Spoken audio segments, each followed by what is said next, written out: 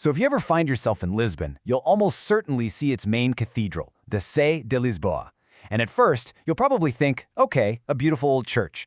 But if you look just a little bit closer, you'll realize you're actually looking at a fortress. And that story, the one about a church built for war, is what we're going to get into today. I mean, that really just nails it, doesn't it?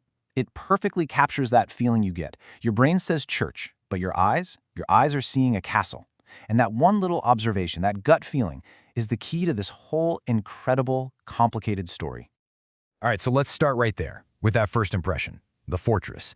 Because this isn't just a feeling you get, you know? It was a deliberate choice, and that choice tells us everything about the world it was born into. And yeah, that's the big question, isn't it? Why on earth would you build a house of prayer that looks like it's ready for a siege?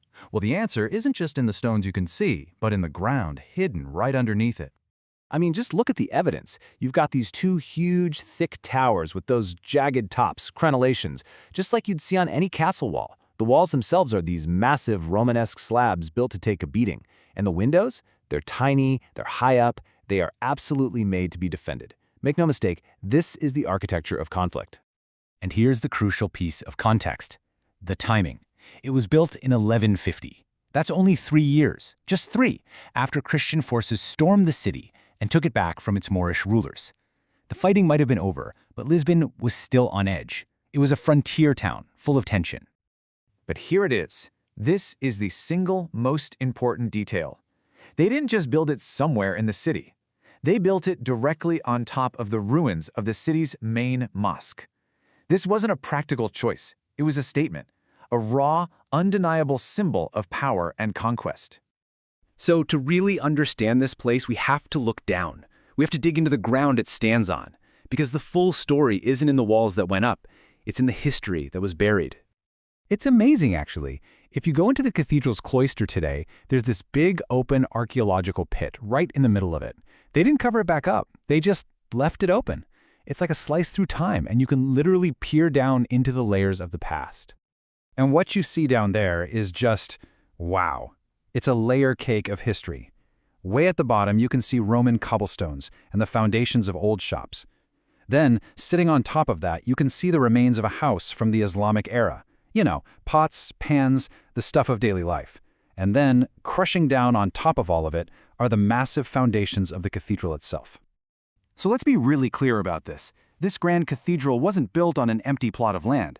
It rose from the rubble of someone else's home, and on the most sacred ground of a conquered people.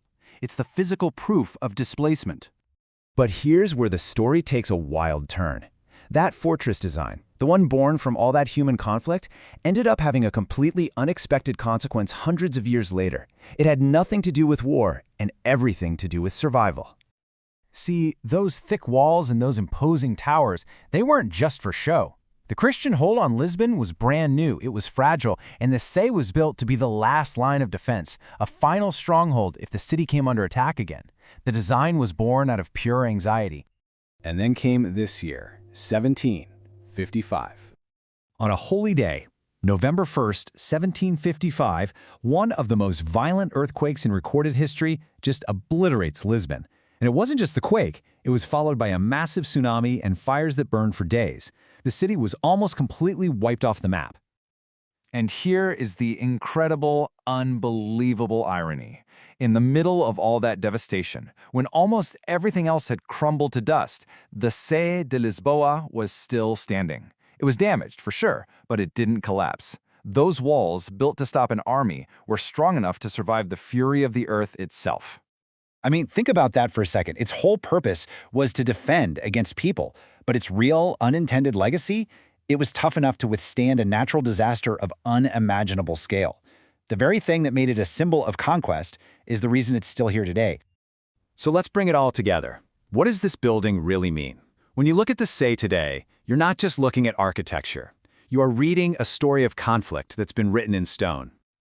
And let's go back to that pit in the ground. Leaving it open like that, that's not an accident. It's a choice. It's a really powerful act of honesty, almost a confession. It refuses to hide the complicated and, brutal foundation of the city you see today.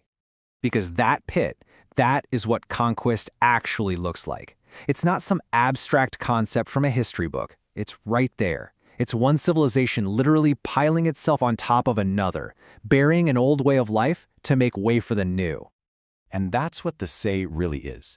It's more than a church. It is the physical marker of the violent, jarring pivot point in history where Lisbon stopped being a Muslim city and was forced to become a Christian one.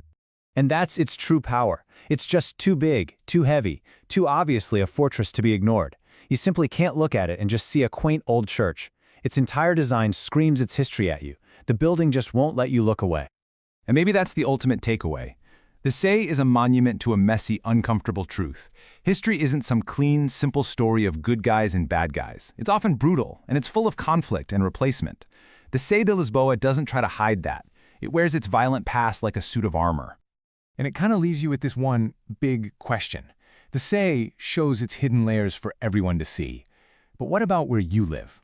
What stories of conquest or survival or displacement are buried right under the streets you walk on every day? What is your city built on?